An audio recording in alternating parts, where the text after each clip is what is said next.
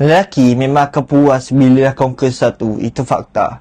Bila kau nampak lelaki yang murung, lelaki yang depression, lelaki yang hidup dia kosong, yang paling kelakar depression tak wujud macam rasa tiba atas serang atas kepala kau. Itu kategori lain. Tapi memang lelaki bukan diciptakan untuk dalam comfort zone. Lelaki diciptakan untuk berperang. Kalau bukan dengan senjata, dengan cabaran hidup, kenapa zaman dulu pahlawan berani rendah lautan tak tahu hujung mana? Kenapa penjelajah sanggup mati kebulur atas kapal semata-mata nak cari tanah baru? Sebab dalam diri lelaki ada keinginan yang sama. Nak jadi pertama, nak kuasai, nak pecahkan limit. Itu naluri. Orang moden panggil toksik, panggil ego. Aku panggil itu sifat lelaki sebenar. Bezanya hari ni kau tak perlu tikam orang dengan pedang untuk menakluk. Kau boleh menakluk dalam bentuk yang lain. Dan seorang lelaki boleh buka syarikat. Dia bukan sekadar nak duit. Duit tu cuma skor atas papan. Yang dia nak adalah menakluk pasaran. Sama macam atlet. Kenapa atlet sanggup bangun pukul 5 pagi, angkat besi sampai sendi perut? Sebab dia nak menakluk tubuh dia sendiri. Lawan dalam gelenggang, buktikan dia alpha. Sama juga dengan teknologi. Elon Musk tak perlukan roket untuk jadi kaya. Dia dah billionaire pun sebelum tu. Tapi dia tetap hantar roket ke angkasa. Kenapa?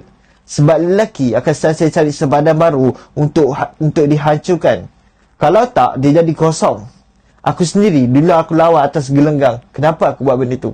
Sebab aku kena kalahkan seorang depan mata. Aku jadi fighter. Aku tak tahu kenapa aku pilih jalan tu. Tapi aku tahu aku kena fight. Lepas aku bersara, aku cari penaklukan lain. Projek global. Itu semua bentuk perang baru aku. Kalau aku jual semua tu, duduk tepi pantai Maldives, hidup tenang, aku akan jadi mayat hidup. Sebab lelaki yang tak menakluk, lelaki yang perlahan-lahan akan mati. Itu realiti. Sebab tu ramai lelaki yang gilakan perempuan.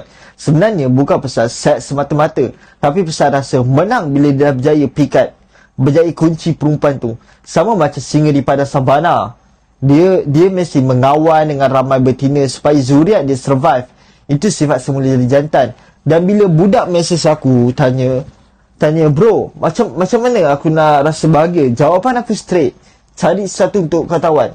Tak kisah sama ada tubuh kau, menakluk perempuan ke apa pun. Sebab kalau kau tak ada medan untuk menakluk, kau akan terperangkap dalam hidup yang kosong walaupun duit kau banyak. Lelaki yang tak berperang, tak menakluk, tak menang, dia bukan lelaki. Dia cuma wujud. Tapi dia tak hidup. Dia hanya orang yang membazirkan oksigen.